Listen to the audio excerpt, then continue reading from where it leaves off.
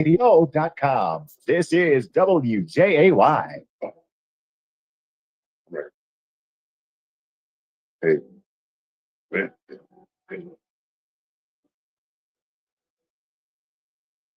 Our time stands as 8:30. I'll sit over to Studio B and say good morning to you, Brother Michael Jenkins. Good morning to you. Good morning to everyone out there in Radio Land. Welcome to the program today. Well, it's almost basketball season, so I have to throw that out there. Still football season, but basketball season is quickly approaching. And you know me, I'm a basketball guy first. So football has almost done its job, which was to get me through the basketball. Thanks, football. You do your job every year very well, and I appreciate you. But last night, football is still going on. And last night, there was a big game in Dillon between Lower. That's good. Between Dillon and Loris High School. And it was a really good game. I totally enjoyed it. Thank you, Leo Phillips, for having me over last night. The lady at the front gate was very gracious and very sweet. And I had no problem. She actually gave me a physical ticket to get in the game. Compliments of Dillon High School coaching staff and Leo Phillips. Thank you very much. Now, Dillon and Loris last night was a matchup of two outstanding teams. They were both played exceptional football last night. The best thing I could say is that it truly was a dandy last night to watch and to go there. I was thinking that the game was in Loris, but turns out it wasn't. Turns out it was in Dillon, which was perfect for me because me and Highway 9, I can't do it. I can't do that road. I can't do it at night. I can't do it at day. You just can't do Highway 9. It's frightening. Ted, do you ever drive that road? Oh, yeah. Oh, boy. Not good. Yeah. Not a good thing. Well, let's take a look at first. Let's see. Now, the game ended last night. I think it was 25 to 24, 24 to 23. Let me see, I got the score right here. The Loris people showed up big time. I mean, they were there at the start. They were loud. And the score last night was 23 to 22, a win for the Loris Lions. Now, where does that put Loris and Dillon right now? Well, Dillon is 3-3, and Loris moves to 6-0. After last night, Dillon has 4 games left, and that would be Aner, Marlboro County High School, Waccamaw, and Georgetown. And the only one of these 4 games that I see that may be a problem for them is Marlboro County High School, because they're in a pretty good position right now. They've been playing pretty well. This conference looks like Loris is probably going to win it unless Marlboro County beats them, which could happen. But let's see. As far as the game went last night, it was tight from the start. Each team gave as good as they got. Loris scored first. Dillon answered almost immediately. After Dillon answered, here comes Loris. They take the lead again. And then Dillon came back and took the lead. And it went like that the whole game. And I guess it all came down to Dillon having the ball after a turnover by Loris, they managed to get the ball down to first and goal inside the 2 or 3 yard line. And it looked like they were going to be able to get in the end zone. And they should have gotten in the end zone. And had they gotten in the end zone, the game would have been over. But crazy thing is, the ball was fumbled by Dillon around their own goal line. The Loris kid picked it up and went on a mad dash for 90-plus yards for a touchdown. They got the point after. And that point after turned out to be the most important point of the game, because without it, the game is tied and they go in overtime and who knows what happens. But Loris's defense stepped up when they had to. Both quarterbacks, who are outstanding quarterbacks, both took beatings last night. The defense was definitely laying the wood on the quarterbacks as they tried to make some plays happen for their team. Didn't end well in a lot of instances. But in the end, Loris was able to salt the game away and come away with the big conference win. This was the first conference game for each.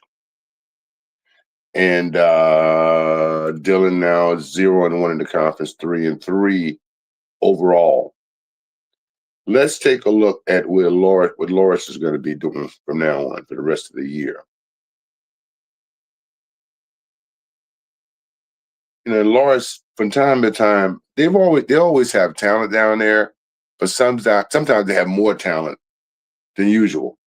I think this is one of those years. And usually, as I remember, when they have good football teams, the basketball is usually off the hook. So look out for Loris this year as far as basketball goes, too. Because I believe right now they stand at 6-0, 1-0 in the region. They beat Green Sea to start the season 56-7. They knocked off Conway 28-7. They beat South Columbus 54-14. Beat North Myrtle Beach 53-14.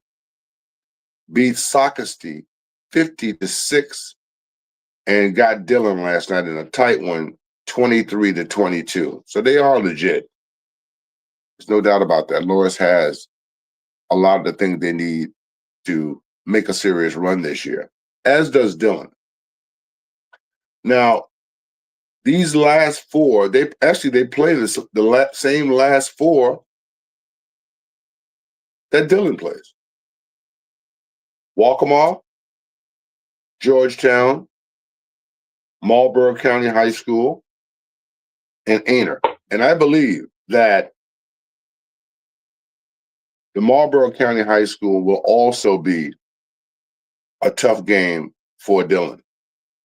And they host that game, though, so that's good for them.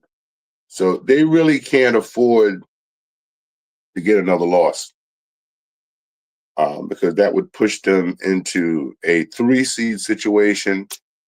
And a 3-seed situation usually spells the end of your season. So Loris right now, 6-0, 1-0. Next up for them, Waccamaw. Of course, we've got they had the big game in Marion and Mullins this week between the Swamp Foxes and Mullins Auctioneers. Mullins hosted that game, and the game was as a result of a postponed game for the Friday before, and they finally got this game in. In the end, it was not good for Marion. They bit the dust again, and they also lost last night. So right now, Marion is sitting not in a good situation. They are 0-7 right now. Looking at the remainder of their schedule, and 0-3 in the conference, by the way. So Mullins beat them 30-0. And Atlantic Collegiate Academy, the team they played last night, was also winless coming in. But only one team came out winless last night, and that was Marion, as Atlantic Collegiate Academy beat them 28-12. Lake City is up next, and that looks like a home game. And when I looked at the schedule earlier, I was thinking, wow, maybe Marion could get Lake City. I was looking at it as one of those games that they could possibly win if they didn't get Atlantic Collegiate Academy. Well, Lake City ended up beating Mullins last night. So much for that theory. So after Lake City, Marion's last last two games are at Manning and at East Clarendon. And that makes the prospects of coming out of this season with a win a little bleak, I believe. So Marion's got their work cut out for them. You know, they only won one game last year. And it would be nice to get one win in this year. But let me take a look at what Manning is doing. Maybe the possibilities are better than I thought. Well, Manning is 3-3 and 1-1 in the region. So they just beat Kingstree last night, 38-16. So Kingstree beat Marion. So Manning just hammered Kingstree. So yikes. Yeah. It's going to be tough. It's going to be really, really tough to get out of this with at least one victory this year. Now, the Auctioneers, on the other hand, they have a record of 3-3, and they lost a tight one last night at Lake City, 30-28. And Mullins is now third in the region at 2-1. And now Lake City will get a shot at Marion. So let's see what the rest of Mullins' schedule looks like. Mullins will play Manning, and that's a home game. They're at East Clarendon, and then they host Kingstree to finish off the season. So Mullins has a chance. I think at least two of these games here are probably winnable for them, maybe even all three. If they can do that, they will put themselves in a real good position to get some things done, and get some things done possibly in the playoff. So that's what's happening with Mullins and Marion. And I think that's where my notes run out. Now I'll have to ad-lib. I don't know what the basketball season is going to look like this year. I know that I think Marion has hired their coach. I'm not sure yet. I know that Mullins has hired their girls coach, and that's going to be Alex White. And he's built himself a real nice coaching staff that should serve him well. But you never know how these things go. You know, I wanted to, I did a poll. I used to do a top 5 poll back in the day. I think I'm going to start doing it again. And this is the inaugural top 5 poll, PD Sports Wrap. It's only 5 teams, folks. So we're not getting into a whole big 10, top 10, top 15, top 25, none of that. But what I've looked at and came away with as my top 5 teams, and this changed just since yesterday, but the top ones are still remaining where I had them yesterday. South Florence is the number 1 team in the poll. They are followed by Sumter. Now, South Florence is 4-1. They've taken on all comers. Sumter is 5-1. They're second. Carver's Bay is unbeaten, and I had to put them in there simply because they were unbeaten. It looks like Carver's Bay may be back. Wilson, the team that has surprised some people this year, I have them as my number 4 team.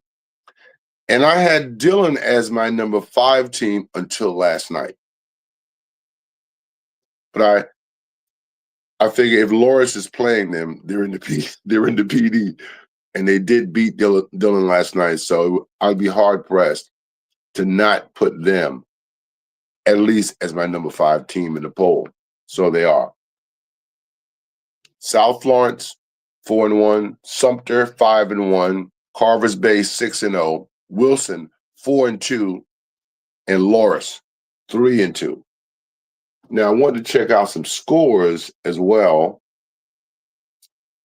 last night. And let's see. Friday. Yeah, let's see what. Now last week Dutch Fork got beat, so their hold on number 1 is now gone. But here's some scores from yesterday. Northwestern, the number 1 team in the state, they beat Clover 52-24. Daniel beat Berea 56-0. Greenville over Easley 42-16. James Island beat West Ashley 49-7. White Knoll over Silver Bluff 35-3. Indian Land beat Nation Ford 34-26. Riverside got beat by James F. Burns 42-21. Oceanside Collegiate is a team that, folks, these guys knocked off Dutch Fork. They're going to be a problem. They beat Hanahan 49-8. Somerville all over Stall 57-6. Irmo shut out Lexington 35-0. Dutch Fork came back with a vengeance 50-0 over Chapin. Stratford beat Berkeley 21-17. On the other side over here, we've got Great Collegiate beat Brooklyn Casey 56-0. Newberry over Silver Bluff 22-19. Spartanburg beat Wade Hampton 48-14.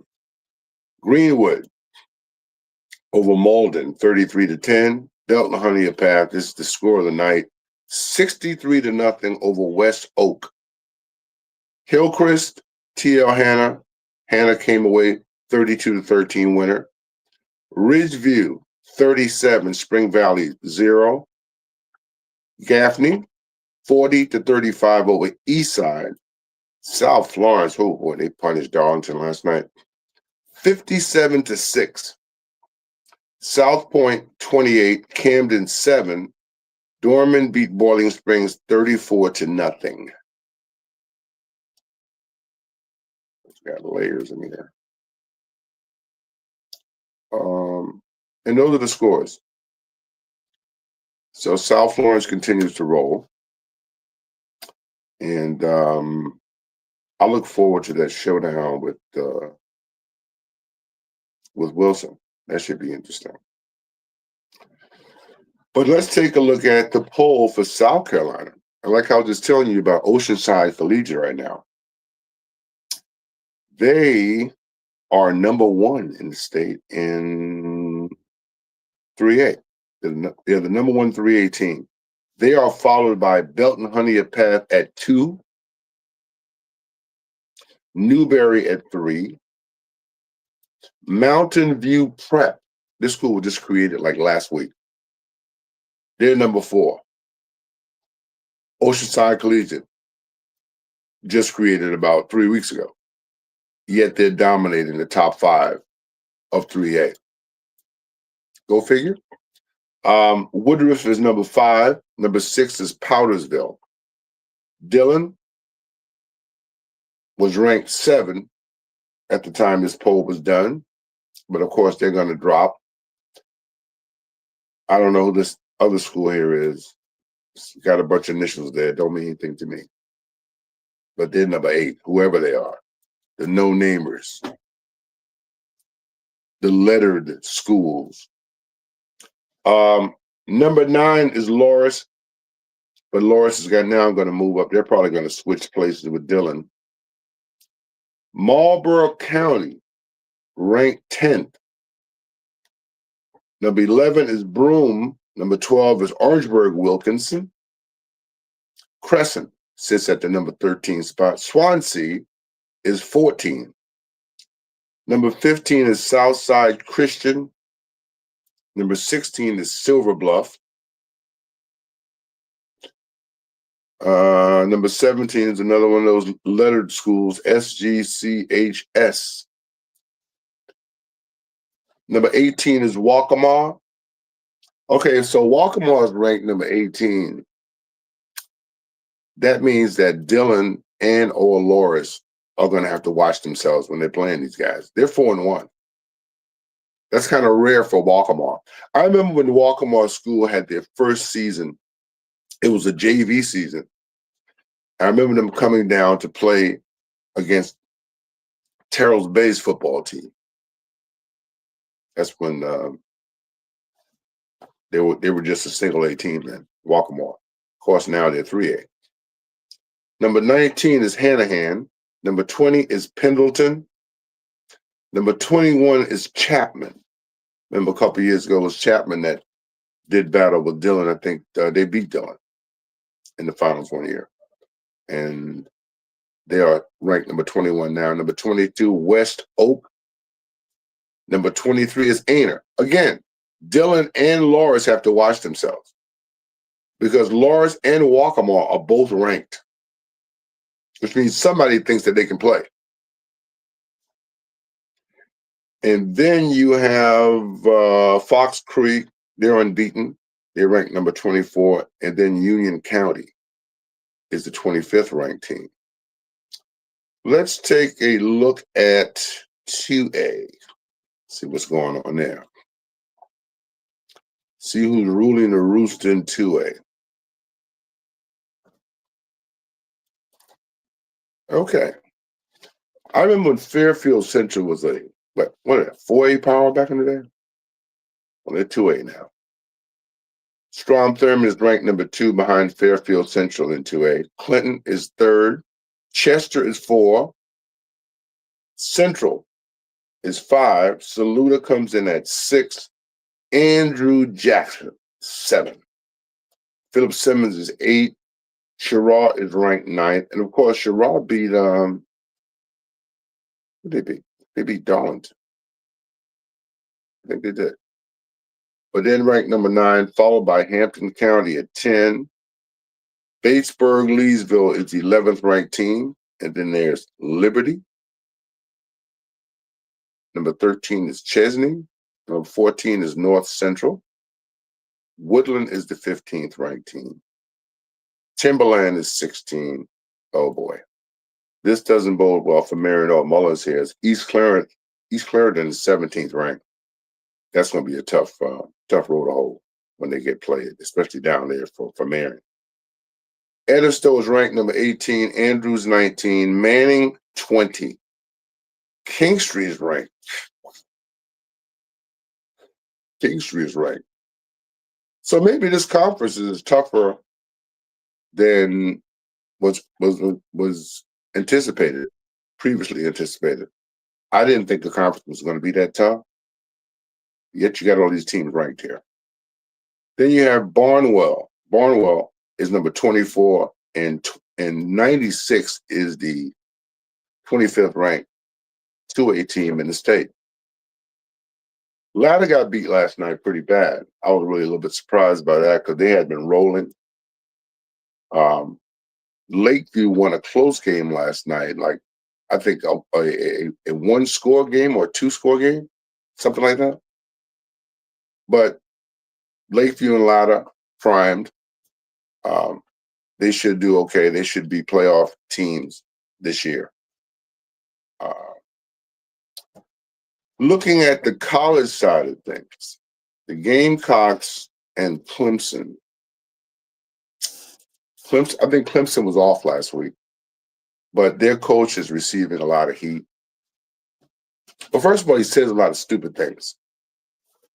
I mean, a lot of stupid things. And he gets called out on that stuff sometimes.